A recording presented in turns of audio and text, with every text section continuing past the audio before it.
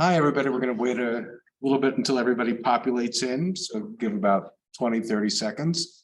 And this is our first experiment of doing something that's hybrid, both in person at Bard College and online. So hopefully everything will go swimmingly well. So I think I can start now. Hi, I'm Ken Stern. I'm the director of the Bard Center for the Study of Hate. And I'm delighted that we have Lila Corwin Berman with us today. Let me tell you a little bit about how I got to know Lila and why I'm so delighted that she's here.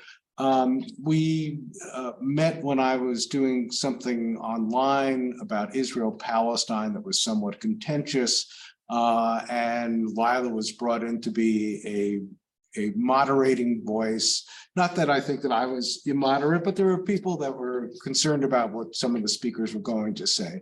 And having her participate was just really saved the event.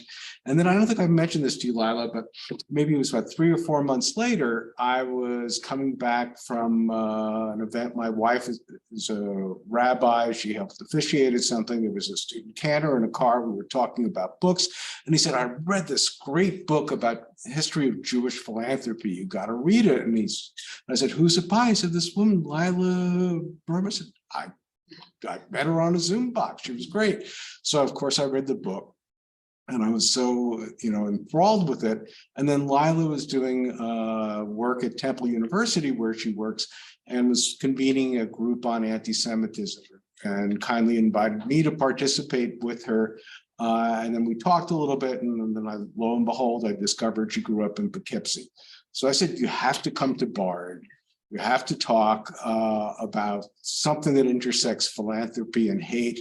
And here she is today. So I'm delighted that she's here with us. So let me tell you a little bit about Lila, then I'll turn it over to her. And what we'll do is people should populate questions in the Q&A box in Zoom, and I'll moderate those. And for anybody in the audience here has questions, we'll just do that live and we'll finish exactly at 7.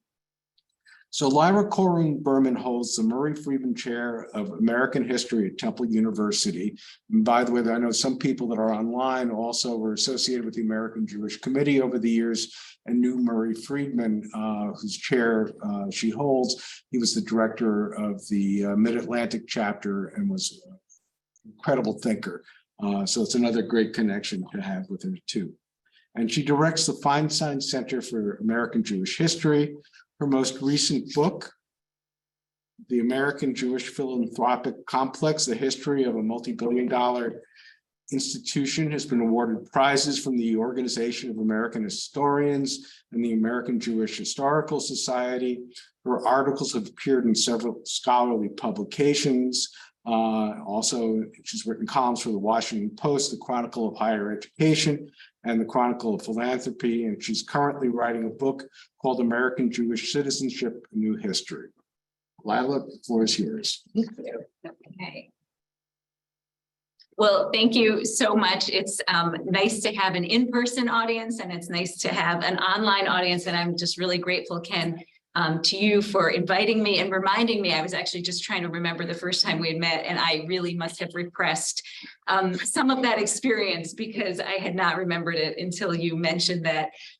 So thank you so much for bringing me here and having me be part of this. And I think I still need to share my screen. Is that right? On the Zoom? Okay, so the Zoom thing is not popping up to share it.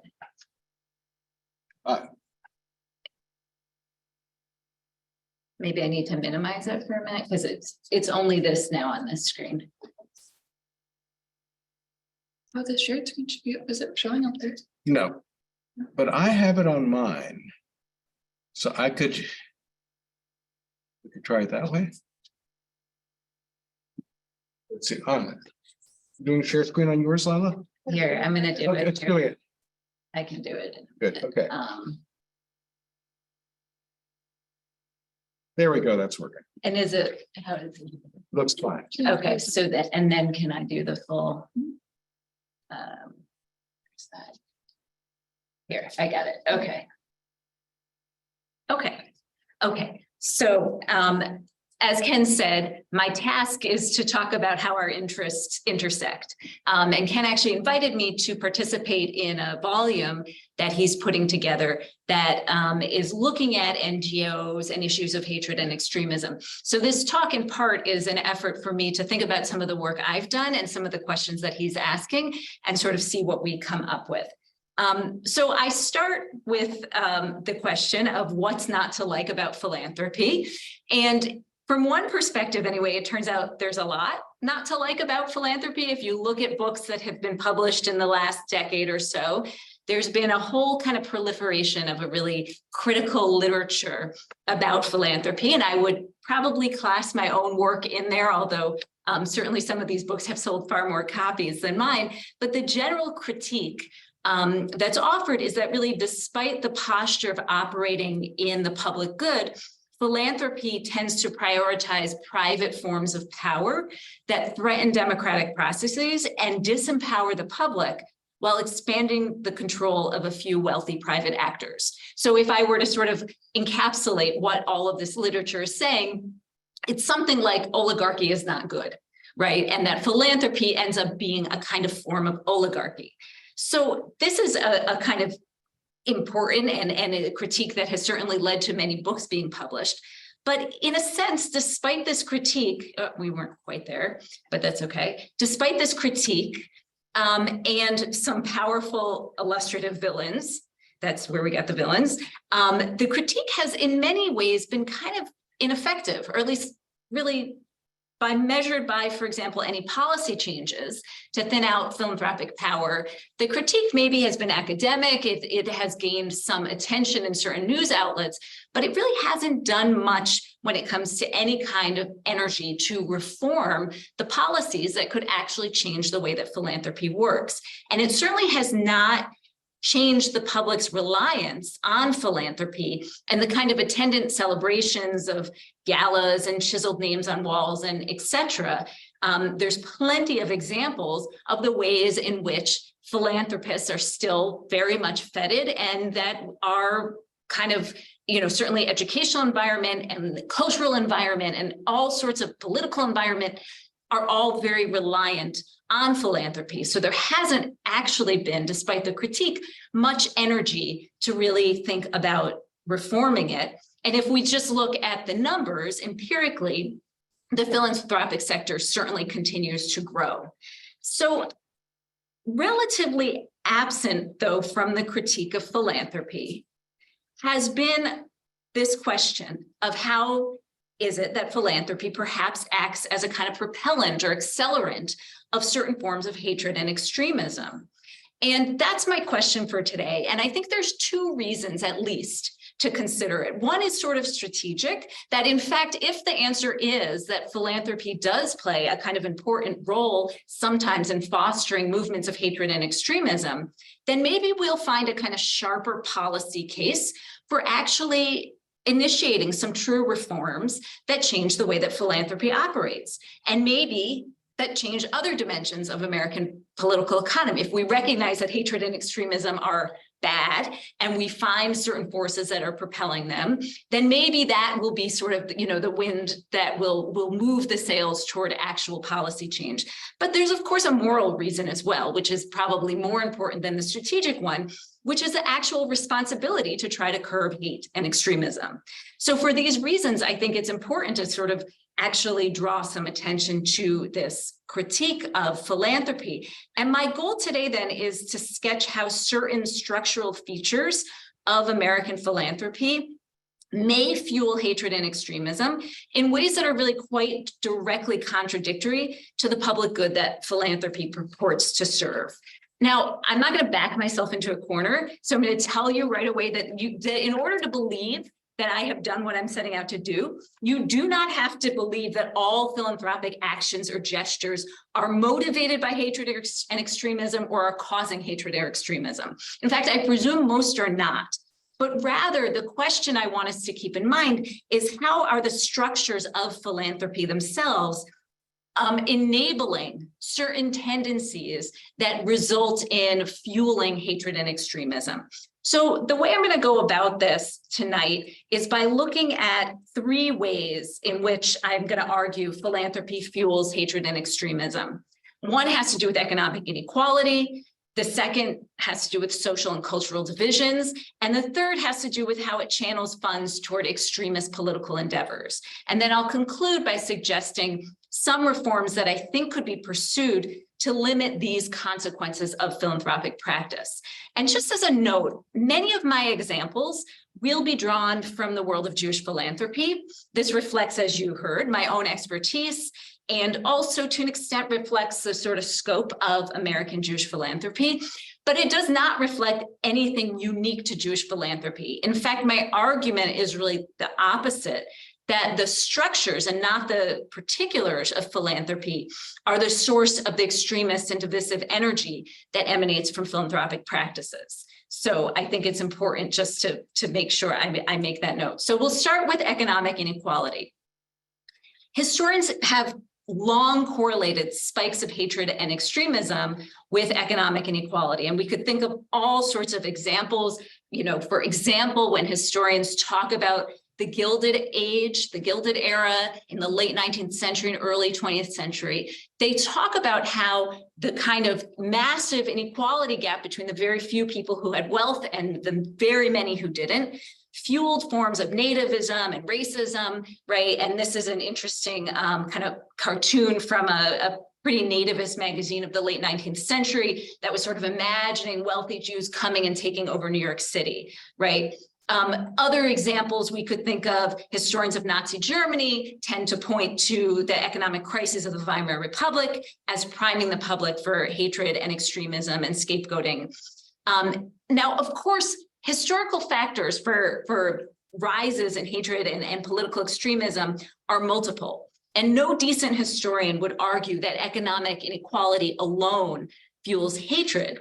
But it does seem to be the case that it often triggers it or makes it more kind of available, more of a viable solution when people feel like there are very few people who control a lot of resources and lots of people who don't have much.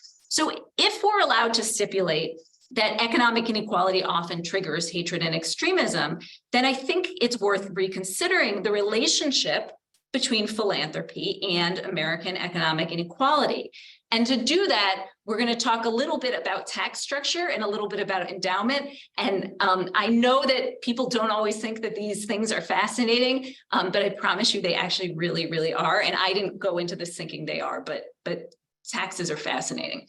Okay, so if we start with the tax structure in the United States, and especially the federal income tax, the federal income tax was created to solve a problem, right? The problem was that after the Civil War, the federal government was expanding, was trying to kind of pull together a nation that had been torn apart by civil war, was building the administrative state, was really kind of trying to become more of a real state power and needed revenue to do that.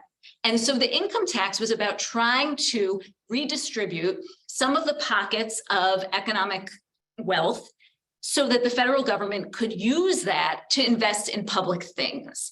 And initially, when Congress passed the income tax, it was in 1894, it was immediately struck down by the Supreme Court as unconstitutional. And of course, after over 2 decades of debate, it became enshrined in the Constitution, in the 16th Amendment, that the government had the right to tax people's income. So the goal of the income tax was some level, and if you read the congressional debates about it, it's pretty fascinating, I think. Not everyone would agree necessarily, but there's lots of debates about the actual mechanisms to achieve some kind of economic redistribution through tax. Should it be a flat tax? Should it be a tax that operates just on consumer goods? What does it mean to have an income tax? All of these questions, right? And what ends up emerging is a progressive mode of taxation, meaning that if you are in the highest marginal tax bracket, you sustain the largest tax burden. Fine. But there's also from the start a driver of inequality that's built into the architecture of taxation, and that's the exemption, and then all sorts of other loopholes, right? And we know about this even from our world today. But the exemption clause, which had been in the 1894 Act, and then ends up being part of tax code and has never not been part of tax code, says that nothing here is going to apply to corporations, companies, or other associations that are conducting business solely for charitable, religious, or educational purposes. And in 1917, Congress, in fact, broadens the exemption so that individuals can deduct exempt expenses. So one person who ends up serving as a Secretary of Treasury actually described the exemption as a tax expenditure. In other words, the government was making the decision that certain things that individuals did or certain kinds of corporations did already fell on the public side of the ledger, so you wouldn't tax them again. It would be like if the government had to tax itself when it built roads, right? That these were public goods already, and so you wouldn't tax them, right? This was the idea, and it was essentially kind of parceling out some amount of federal power, if you presume that that money was going to be going to the government, and instead saying, okay, you can make the decision as long as it's within these kinds of parameters. But the problem is that that power, that exemption, that tax expenditure was not distributed at an equal rate. In fact, it was distributed regressively. In other words, the income tax is progressive. Those at the highest level pay the most, but the exemption is the opposite, it's regressive. So dollar for dollar, those who are the highest earners stand to benefit the most from money that's exempted from taxation. If my taxation rate is 15% and yours is 30%, when you get when you give $1 to a charity, you're actually giving 70 cents, where I'm actually giving 85 cents, right? That's the kind of regressive nature of the tax exemption. So the higher the highest marginal tax rate was, and it peaked at about 94% in 1945, the more the exemption benefits the wealthiest. And even as the highest marginal tax rate fell, highest earners succeeded in making the exemption work best for them, combining it with all sorts of other benefits like donations of appreciated property that got extra kinds of tax benefits. So in other words, the fundamental tax policy governing American philanthropy cuts directly against the grain of progressive economic redistribution. And this would not actually matter all that much if philanthropic dollars were actually being released to achieve public ends. That would be the thing that equalizes and that redistributes. However, this tax policy that now you have in your head, I've just described, paired with the most important technology of philanthropy, which is endowment, is a recipe for inequality. So if we look toward endowments, right, sometimes they're called perpetuities. Sometimes you hear about different kinds of foundations. These tend to be endowed. And I'll talk in a moment a little bit about donor advised funds. An endowment is a kind of savings account, but in practice, endowments have tended to be governed by a rule. And the rule is that spending should be calibrated so that only the returns on investment of the corpus are spent. And the corpus remains inviolate and in fact grows. And so, you know, in the 19th century, especially during that Gilded Age, Congress was really well aware of the dangers of endowment to democracy. And even before the late 19th century, state by state, most states mandated that if there was an organization that had an endowment, like, so for example, even if it was just property, if a church owned a lot of property, the government would put certain kinds of restrictions that they couldn't buy up more property, that they couldn't just hold on to lots and lots of resources, because that was essentially kind of warehousing money and taking it out of circulation. And there was a sense that endowments were unhealthy for a democracy. You didn't want everybody, you know, would have, say, one vote, but if somebody was sitting on a huge amount of kind of warehoused wealth, this could end up generating a form of power that itself would be in competition with the government in terms of having power. So there's lots of suspicion in the 19th century of endowment holding institutions. Over the 20th century, there's really a different kind of story that develops, and endowments in the United States become steadily less regulated. And it's almost ironic because actually in the middle of the 20th century, there's a lot of energy among Congress to start to really regulate endowments more. And in part, it's because of fears of secret forms of power that people might be kind of using to maybe support subversive political movements, right? And Congress in the 1950s and the 1960s starts to do a lot of investigations of different private foundations and of different places that seem to have all of this kind of endowed money, especially endowed charitable money that's not being taxed and not being regulated. And in the late 1960s, Congress passes new legislation to try to regulate endowments, in part by telling people, if you're going to sit on a lot of money and you're not going to pay taxes on it because you're saying it's going to the public good, we're going to tell you you have to spend out a certain amount of it. And they say you have to spend 5% every year. And in fact, that percentage was supposed to grow, and it never has. But what ends up happening, in a sense, is that instead of real regulation, there's massive expansions of endowments after this kind of push to regulate them. And so if you look, for example, at private foundations, in 1915, there were about a dozen private foundations that had endowments. There were 200 of them in 1930, and today there are well over 100,000 private foundations. And this is just one of the large ones that I'm showing you that is from the Mellon Foundation. But if you looked at many private foundations, you see this kind of growth curve. So they're spending out their 5%. They're making much, much more money when it comes to the return on their investments. And so over time, their size is getting much, much larger. If you look outside of those kinds of private foundations at organizations that are called public charities, so these would be schools, these would be hospitals, Jewish federations are public charities. There's all sorts of ways you kind of get that qualification. Not only have they also grown, but they don't actually have a spend out rule. Congress said, we're assuming that you're operating in the public interest, and so we're not going to even put in place a kind of spending rule. And most of them don't spend out more than about 5% a year. And you can track as well over time the massive increase in money in these kinds of endowments as well.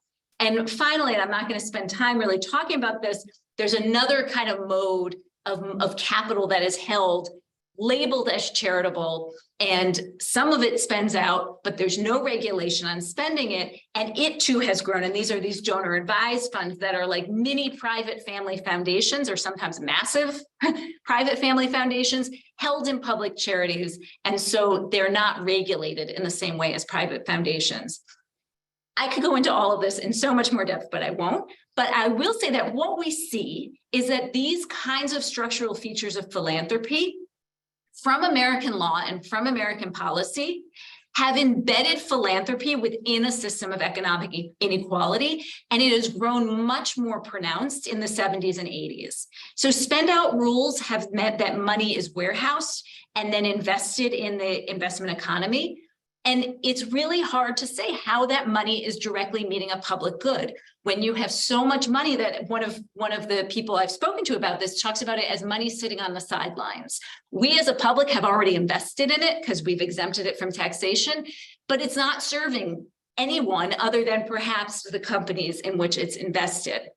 And the taxation policy has meant that those at the highest levels of wealth are able to use philanthropy as a tool to decrease their tax burden. And all of this kind of financialized structure of philanthropy has meant that wealth that, according to kind of the philosophy of philanthropy, wealth that was intended to be redistributed and intended in a part to like address inequality, is actually structured by the logic of inequality, and in part is participating in actually exacerbating inequality. Now, I'm not the first person to point out this contradiction, and in fact, Congress is probably aware of it. So why does Congress and why does the electorate tolerate that kind of contradiction? Part of it is because of the social and cultural ends it is presumed to achieve. So the idea is it's still good, even if it's not actually functionally redistributing too much money, there's still something very good about it. And this has to do with the idea of pluralism, right? That philanthropy allows for a diversity of interests to thrive instead of creating a kind of single, heavily managed, regulated public sector, and that wouldn't be good, right? But the flip side that we have to ask is, can the pluralistic justification for philanthropy's unequal structure, can that actually produce social and cultural divisions that undercut pluralism at the same time that they're undercutting a kind of strong, vital public civil society? So this is the next theme, the second that I'm going to turn to, talking about the relationship between philanthropy, which now I've just said, well, one way that we might be able to kind of explain why it's okay that some of the economics of it can be a little fuzzy, is because it's still good for society to have this kind of diversity of interests and lots of different people kind of being able to put ideas out there and have a kind of social and cultural diversity and pluralism. So I'm going to tell a little story about a Jewish movement and how this, I think, shows some of the tensions in even that kind of justification for philanthropy. So there's a movement called the Jewish Future Pledge, and it started in the spring of 2020. And it started by two people, a guy named Mike Levin, who is very wealthy from hotels and real estate, and a woman named Amy Holtz, who owned and operated a bunch of Party City stores and is also a Jewish communal leader. And they launched this thing called the Jewish Future Pledge. It was modeled on the Giving Pledge, but with a kind of identity logic or an identitarian logic. And the idea of it was, if you signed on to it, you were committing at least 50% of the charitable funds in your estate to support the Jewish people and or the state of Israel, right? That was the language of it. And it was essentially motivated by the wealth transfer that the people who put it together believed was on the horizon. The idea that many trillions of Jewish people's dollars were going to be pushed into the estate system in the next decade, and that approximately, according to kind of the models they used, $1 trillion would be designated for charity, and that this pledge, if done right, therefore could bring $500 billion to the Jewish people and or the state of Israel, as per the terms of this pledge. So when I first heard about this, I was attending, this was like early in the pandemic, and there was a Jewish Funders Network conference online, and I presented something there and then was just seeing what else was I don't know, it was all new to us to watch things online. It seemed really exciting. So I watched a program about this Jewish Future Pledge. And one of the signatories explained her passion for it. And she's somebody who's affiliated with the Paul Singer Foundation, if that means anything to you.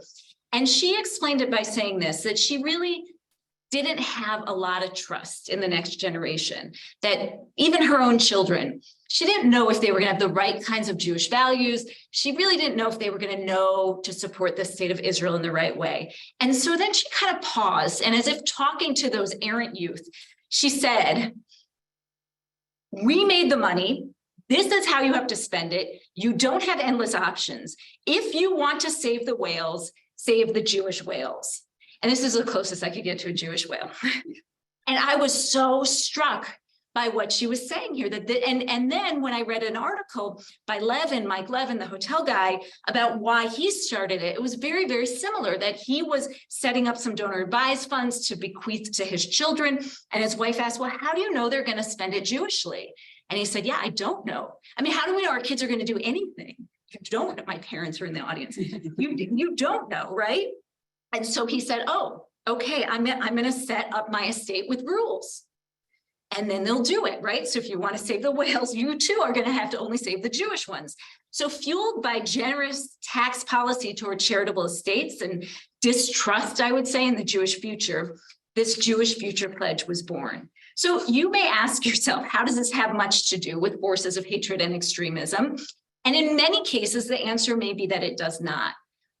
In fact, identity philanthropy was one of the things that de Tocqueville, right, this French, kind of political thinker, and he had been involved in French politics as well, who comes to the United States and he writes this really laudatory set of books about democracy in the United States.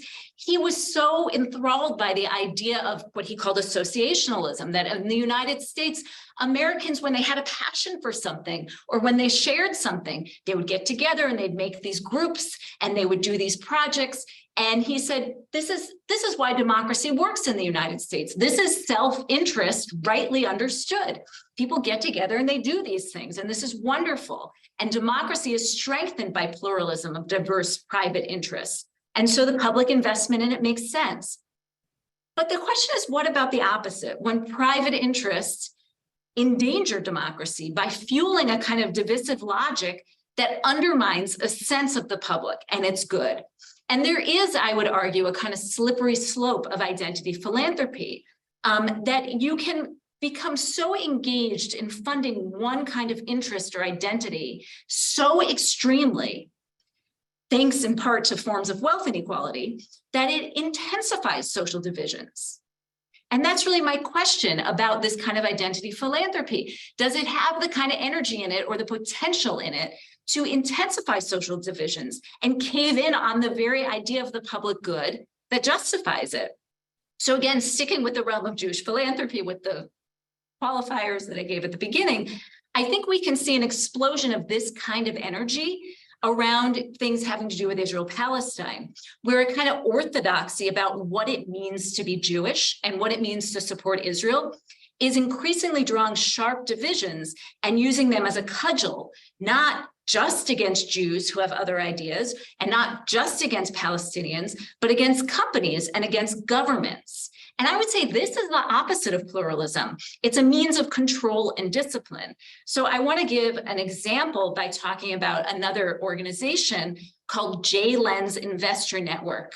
And this was founded in 2012 to encourage Jewish nonprofits and philanthropic entities, although also for-profit if they were interested, to adopt a quote-unquote Jewish impact investing strategy.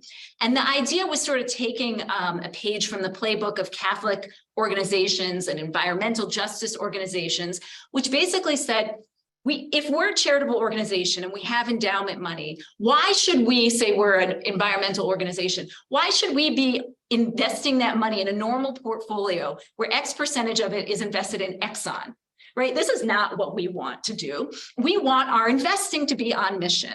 And this was a sort of idea of J-Lens to take this idea and create a portfolio that would be on mission for Jewish organizations.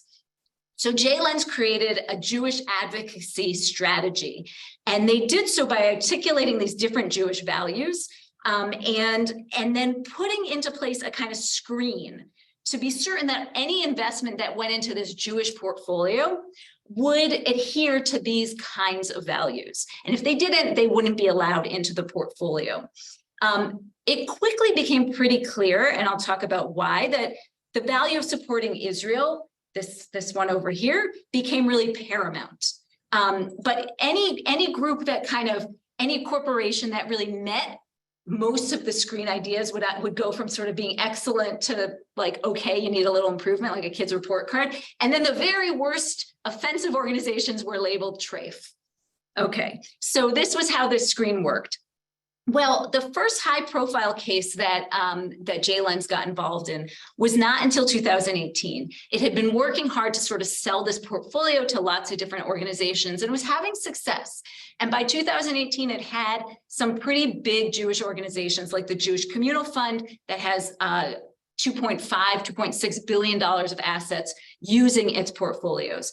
So 2008, Airbnb comes out with this policy that they're going to scrub their listings of properties of Jewish settlements in the West Bank. So if somebody wanted to put a property up on Airbnb and they are in a Jewish settlement in the West Bank, they would not be allowed to. Remember, under international law, these are areas that are considered illegal. So J-Lens rebuked Airbnb and said it was, quote, acquiescing to BDS, which is boycott, divestment, and sanction movement, which it equated with being anti-Semitic. And Airbnb, when that happened, actually started to backpedal. And they said, okay, we'll change what we're doing. And in fact, we'll just donate the profits from those listings to human rights organizations. And Jay Lens was satisfied with that and claimed a victory. Now, there were also some lawsuits that Airbnb was going to be slapped with, so it wasn't just Jay Lens. But this sort of showed Jay Lens that they were able to really use this power. So more recently, starting in the spring of 2020, Jay Lens started another major campaign using this kind of identitarian logic of philanthropy tied to this kind of capital power. And it was against Morningstar has a subsidiary called Sustainalytics. And this is an corporation that rates investments according to ESG criteria. ESG is environmental, social, and governance standards. So actually, Sustainalytics does what Jay Lens does, just not with the Jewish portfolio, but with a kind of broader kind of social justice, environmental, and governance kind of lens. And Jay Lens got upset because they alleged that according to the kinds of standards that this organization that was starting to have a lot of power, because this kind of investing has become very, very popular in the last, let's say, 5 years even, that Sustainalytics, as part of its screen, was penalizing any companies that operated in areas where there were human rights violations. And maybe you see where this is going.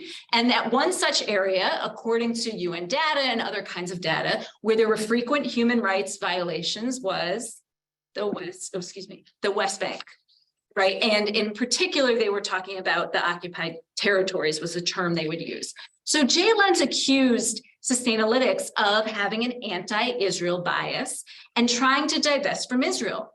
They called out the fact that they used the terms occupied territories, and they opposed that it was relying on UN documentation of human rights violations because they said those were anti-Israel. And suddenly Sustainalytics was TRAIF, right? It got that designation. And this was a very effective campaign that Jay Lens was able to wage. Morningstar decided in response it would hire an outside law firm to investigate. That law firm, in fact, found no evidence of systemic bias against Israel. Even so, because of the bad press that Morningstar had gotten for this, and because there were, a number of different kinds of high-profile organizations that were saying they were very upset about this, November of 2022, Morningstar agreed to use West Bank instead of occupied territories when it spoke about these companies, and to stop consulting UN Human Rights Council.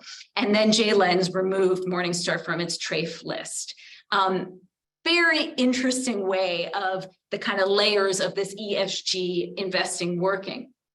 Interestingly, shortly after this victory, the ADL, the Anti-Defamation League, acquired Jay Lens, merging kind of capital pressure and civil pressure, I would argue, to intensify social division about Israel-Palestine.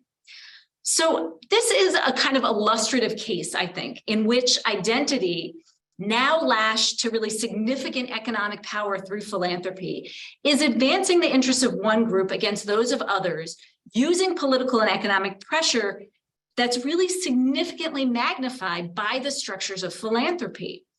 This is still not necessarily a recipe for hatred, but it creates a kind of environment conducive to the growth of othering, right? Of drawing very sharp lines, of silencing or chilling other perspectives. And it certainly is operating in opposition to the pluralism that I just said kind of justifies why some of the inequalities of philanthropy are tolerated. And this is certainly also replicated, and I could give other examples, in the ever-expanding universe of anti-Semitism organizations that are working to equate anti-Semitism and anti-Zionism, and using the philanthropic system to generate support by really calcifying this line of division. And I'll go through these, we can talk about them more later, but really creating stark lines of division. For example, the Shine the Light campaign, which is an anti-Semitism campaign, has worked to kind of draw a stark line of division between certain forms of progressive politics and being properly anti-Semitism by calling out movements like LGBTQ and like Black Lives Matter movements as being anti-Israel and therefore against Jews. And again, kind of using this sharp line of division. And then, of course, making the case for raising more money by amplifying these divides.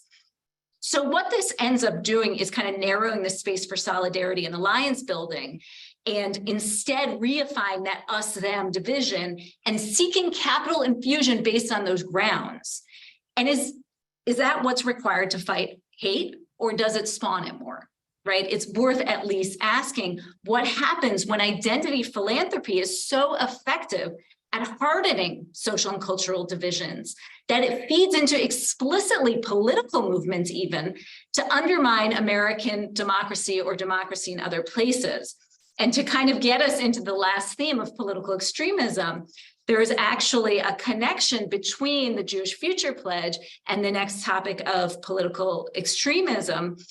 Mike Levin, who I mentioned, who's a co-founder of the Jewish Future Pledge, also serves on the advisory board. He's an advisory council member of Turning Point USA. Turning Point USA was founded in 2012 by right-wing activist and radio host Charlie Kirk. Its mission is to educate young activists to support conservative fiscal, political, and cultural policies. And in 2019, Levin's private family foundation gave about $200,000 to it. This generally over a handful of years, they've supported it at that level.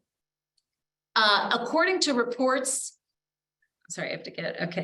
according to reports from The Guardian and others, Turning Point Action, which is the affiliated political arm of Turning Point USA, helped organize the January 6, 2021 March to Save America. This organization paid for buses to bring rally goers to the march, which culminated in the invasion of the Capitol.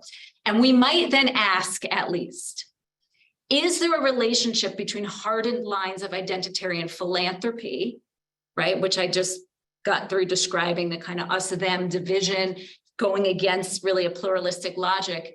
Is there a relationship between that and extremist politics? So this gets to the last topic for this evening. Philanthropy is often praised as the setting for civil society because it's presumed to be removed, or at least at a distance, from the contestations of partisan politics. And that's structured into the laws governing American philanthropy. If you remember that clause about the deduction or the exemption, it focuses on the idea that these have to be organizations that are solely organized for charitable, religious, or educational purposes. And this word solely, right, any lawyers among us will know often these kinds of words become the basis for all sorts of deliberation and debate. This word solely was used at various times to say, well, if you're an organization that's involved in doing other things, but also doing charitable things, are you solely charitable? Do you get this exemption? And this was hashed out over time. So in 1934, Congress clarifies that what they mean by solely is no substantial part, right? That's what solely means. So no substantial part of the activities can be devoted to carrying on propaganda or influencing legislation. That's how we make sure that philanthropic organizations are not vying for political power, that they're staying outside of the realm of politics. In the 1950s, at that time, when there's worry about the kind of augmenting power of philanthropy, there was another amendment added to this clause that said, okay, we want to define even more so, what does propaganda mean? What is it really that these organizations can't do? And that they cannot participate or intervene in any political campaign or any candidate for public office. So this became, in a sense, in the effort to clarify what is it that philanthropic organizations can't do so that they don't vie for political power that belongs to the electorate. So in this effort to clarify, the clarifying ended up being very narrowing. So in a sense, this narrow statutory definition of what is political means that anything else that's done is sort of regarded as not political. And this is the core of the kind of depoliticized politics, I would call it, of American philanthropy. And the consequence is giving cover often to enormously political acts, but are somehow taken out of the political process and are often not particularly transparent. So this takes all of what I've already discussed, which might be concerning in and of itself, and transforms economic inequality and cultural divisions into a kind of political machinery with minimal regulation and with significant public subsidy, because it's happening in this sort of rubric, in this structure of philanthropy. And we could think of all sorts of examples for example, the Council on American Islamic Relations did a study trying to trace the funding of 39 of the largest anti-Muslim groups in the United States between 2014 and 2016. And they found that 1,000 mainstream charities, so charities that many of us would recognize as doing all sorts of work, were responsible for funneling $125 million to these extremist organizations, which they called these Islamophobic network. And this was groups like Fidelity Charitable Fund, right, which holds these donor advised funds, the National Christian Charitable Foundation, and the Jewish Communal Fund. So organizations essentially channeling money to organizations that are involved in really politically extremist ideas and movements.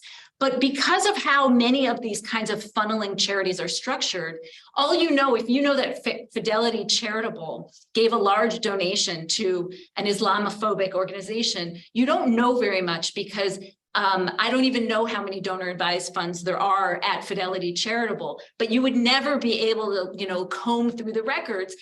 There's no actual way of finding out who is giving that money. It's just given under this sort of broad structure. And in another analysis of tax returns from 2014 to 2017, the discovery was made that the 4 largest organizations, charitable organizations that hold those donor advised funds, which are those kind of endowments, but held in public charities, that they channeled almost $11 million to 34 groups classified by the Southern Poverty Law Center as hate groups. And if you dig into the kinds of things they're funding, I know it might be hard to see, they're funding things like white nationalist groups, anti-LGBT groups, Islamophobic groups. And when pressed, when these organizations like Fidelity and Schwab that hold kind of charitable arms to them are asked, well, how is it okay that people are giving money to these really hateful organizations? They say, as long as they have 501c3 status, as long as their status is nonprofit, we don't ask any questions. Right. And they do the most minimal kind of regulation. So these examples are a few among many that illustrate how the philanthropic structure, with its presumption of kind of operating outside of politics, with its pluralistic justification, and with the benefit that they draw from and deliver to wealth inequality, how they can really perpetuate political agenda with clearly extremist ramifications at home and abroad. And there are examples that I could give about American charitable dollars going to fund arguably terroristic endeavors in other countries as well. And all of this sails outside of the democratic political process, right? So in conclusion, I think the 3 vectors that I've talked about indicate really concerning ways that the structures and practices of American philanthropy can foster hatred and extremism. They can exacerbate economic inequality, sharpen social and cultural divisions, and amplify politically extremist and sometimes violent agenda. Now, this would be concerning enough, but we cannot lose sight of what is most distressing in my mind, which is we, the public and taxpayers, we consent to this state of affairs and we subsidize it. But I would say there's hope in that too, because if we can give consent and money, then we can also withhold both. So in just the final few minutes, I want to imagine some ideas of what this would look like. I think of 3 levels of public intervention. One would be demanding transparency, right? Underlying all of this is the difficulty of actually figuring out who is funding what. And at the very bare minimum, we, the public, should accept as our right and responsibility to know where tax dollars, including tax expenditures, go. And the infrastructure of taxation should be reformed to serve as a form of knowledge and not a tool of obfuscation. Another way to kind of curb this is through participation. If the money within a philanthropic system is designated as operating for the public good, as appearing already on that public side of the ledger, then I think it's fair to presume that a broad public should have some decision-making power over it. And I'm happy to talk about some ways that certain organizations like the Ford Foundation have started to model ideas of participatory philanthropy to actually democratize the practices of philanthropy so that it's not fueling a kind of divisive or us-them kind of model, but actually bringing in broader communities to be involved in allocating money with the understanding that philanthropies are stewards of public dollars. And finally, of course, is policy reform, right? That unless unequal access to great stores of wealth is addressed, then it seems very likely that philanthropy is going to continue to serve as a vector of social, political, and cultural division. And it is public policy that creates billionaires. And so public policy could limit that possibility. And it's public policy that creates a structure of philanthropy, and public policy could change it. The irony is that philanthropy actually has potential, I believe, to push against hatred and extremism.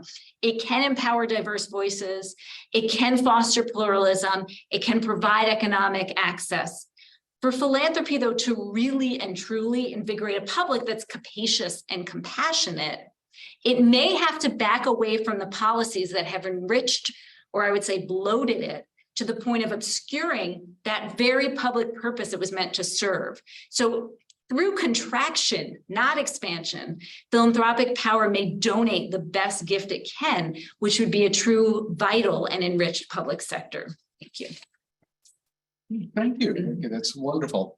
And we can stop sharing screen. And that's great. And we're going to change you could stay there, and Okay. we're going to change the camera angle in a second so you can hear me, but you can't see me. And I want to encourage people online to ask questions. I see one. It says, if the 5% of spending had increased for philanthropy, what would that spending percentage be today? Also, what was the spending supposed to be towards public causes or anything the organization wanted to spend it on? So the 5% had to be already, when you're a foundation and you're tax exempt in that way, you can only spend on things that are designated in IRS code as 501c3 and sometimes 501c4s, but these are nonprofits, right? So if I have a foundation and I have to spend out my 5%, I couldn't spend it at Bloomingdale's, right? So it has to be an organization that's a nonprofit. And part of the problem is that the IRS has been so underfunded that somebody did a study of all of the applications of 501c3s, and there's something like 0.0001% that are denied because there's just not time actually to look into it. So that money is spent on nonprofits. If the plan to increase the 5% was that it would be there for a couple of years and then it would increase to 6 or 7%, and that people would kind of keep an eye on investment returns so that these endowments didn't become bloated. But there's never been the policy energy to increase it. So that's what's been the case. Yeah. Any questions from here? I have a couple, but go ahead. Speak up so we can hear you, and I can repeat it. Yeah. So I noticed that on a lot of the graphs you Speak up. Oh, sorry. I noticed that on a lot of the graphs you show, the lines of growth for money in like philanthropic endowments, it has a slight increase in the 1970s, but nothing incredibly severe. And then once we start getting into the 80s, they spike up. And I believe it's quite intuitive that comes into the broader trend of liberalization and financialization of the US economy, starting with Reagan. So I guess I wanted you to elaborate more on that relationship and how government policy has enabled the mass expansion of philanthropic organizations.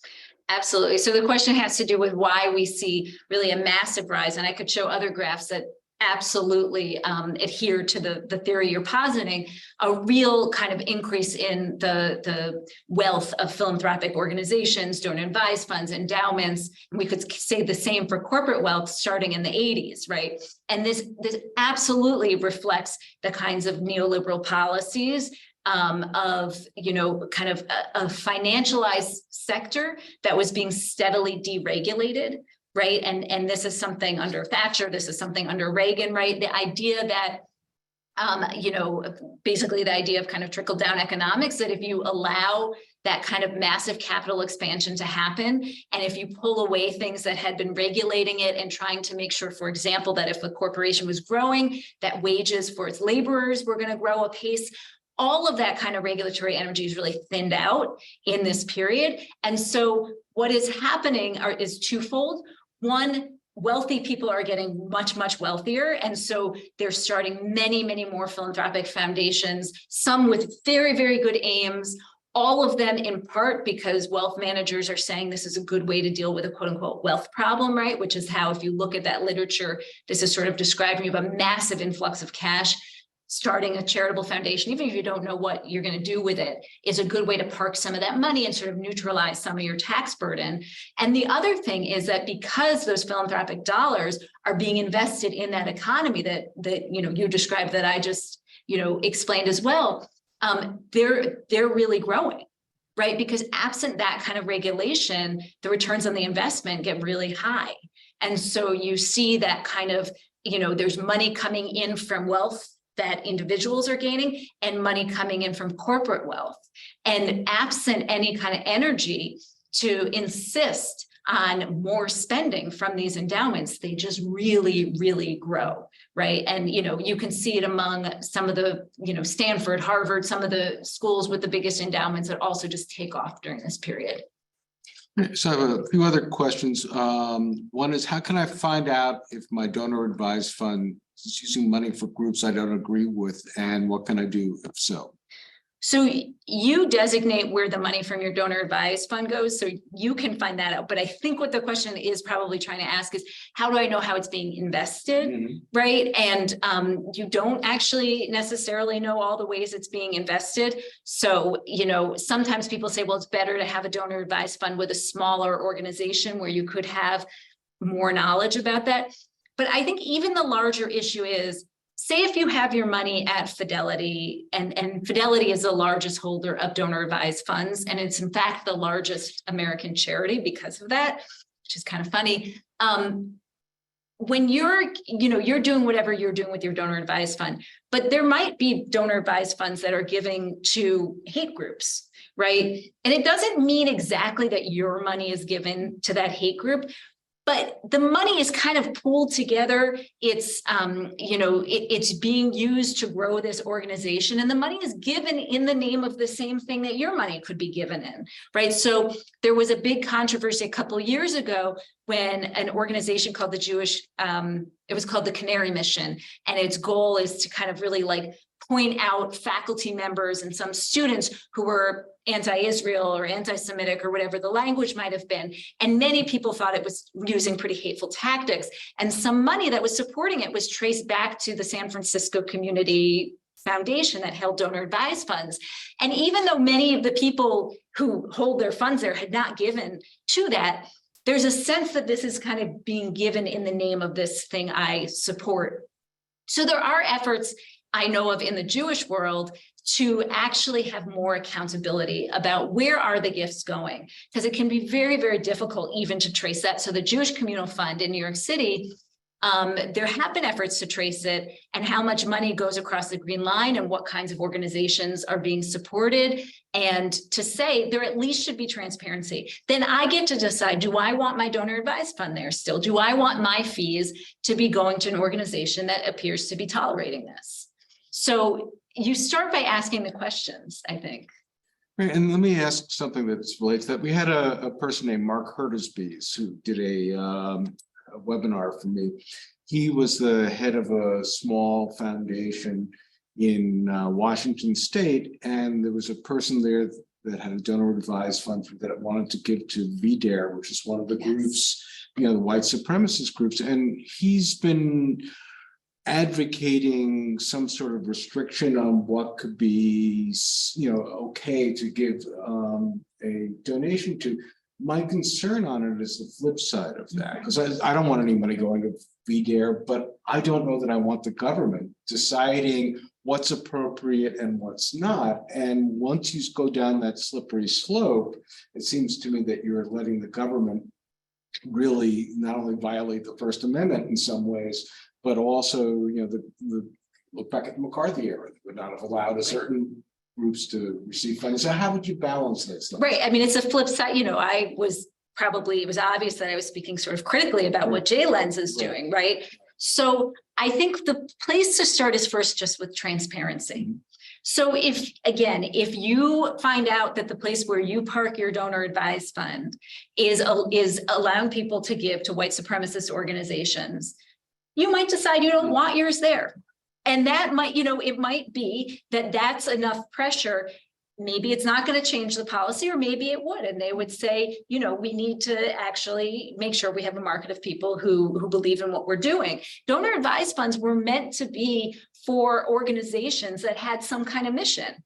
And once Fidelity and the banks got in the game, that really fell by the wayside. But there is regulatory energy. And I actually know that there are some bills that have been written to try to say, actually, an organization that holds donor advised funds needs to have a mission. And if it doesn't have a mission, it shouldn't get all these benefits. So that's one possibility. The other thing to keep in mind is I don't know that it's necessarily a First Amendment issue. I mean, I just said the government decides what is and isn't 501c3. Right. I don't know of cases that have come up on First Amendment grounds. Right. So the government is not going to say you can't exist, but the government can say, we're not going to subsidize you. I mean, to me, that doesn't seem like a First Amendment issue necessarily. And yeah, will it create some, there might then be funds in place to only, to make sure that no money is ever given to liberal arts institutions or things that are near and dear to our hearts. So be it in a way. But I think, if it does come to the government getting involved, I actually think they're on pretty firm ground to be able to say, we're not going to say you can't be engaged in that form of speech, but we don't have to actually give you that status. And there are discussions about changing even the nature of how those, should all 501c3s necessarily be the same. So I think that if people have more knowledge about this, then there's a possibility to think creatively about policy change. But the system itself has obfuscated even the knowledge about it. I think we're actually at 7:01, but let me just ask you one more question, because I have a feeling maybe some other people will be thinking about this too. So you talked about the tax deductibility as money that's basically like a tax for the public good. But the people that give donations to these big, the Jewish federations tend to be obviously more wealthy, as you were pointing out. And I would think, tell me if I'm wrong, they tend to be more conservative. So they're not reflecting sort of the entirety of our democracy. They're reflecting a smaller segment.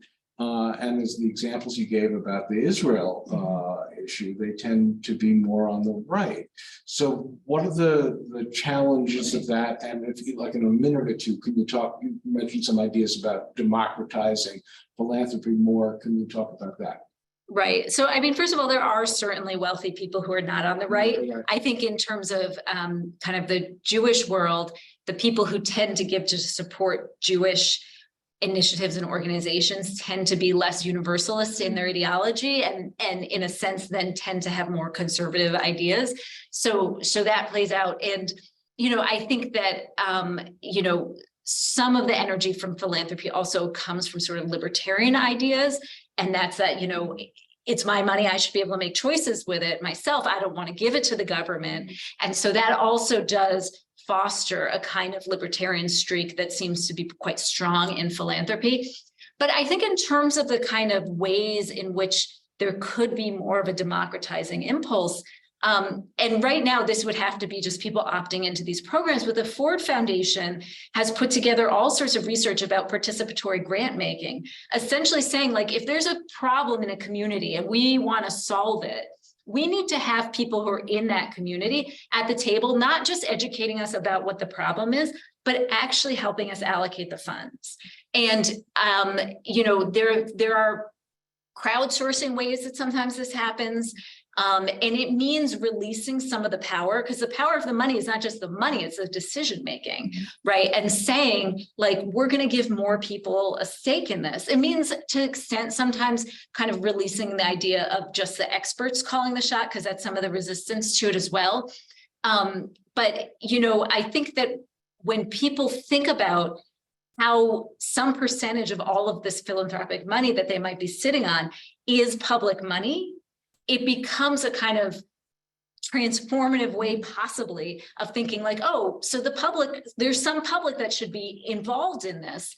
And I know that there are examples of donor advised funds, for example, where people will say, yeah, you can lend out, you know, at 0% interest, let's say, some of my money to, you know, whether it's people who were furloughed because the government shut down, or people who are in some kind of like dire circumstance because of emergencies, and just sort of giving the power to, you know, whatever the convening organization is that holds it, to lend out that money at no interest or low interest. And to say, look, if it doesn't get returned, like, I'll just assume that that was a gift, but that, you know, we don't think this money should just sit here, and we're going to kind of try to make it do something on mission with this fund. So I think that there are ways that you can kind of imagine thinning out that kind of power. But again, you know, it starts with transparency, it starts with knowledge, and then pressure and will. Thank you. And that's actually over time. So thank everybody online, thank everybody here, and mostly thank Lila. I really appreciate you spending your time and expertise in educating us tonight. Thank you. Thank you. Thanks.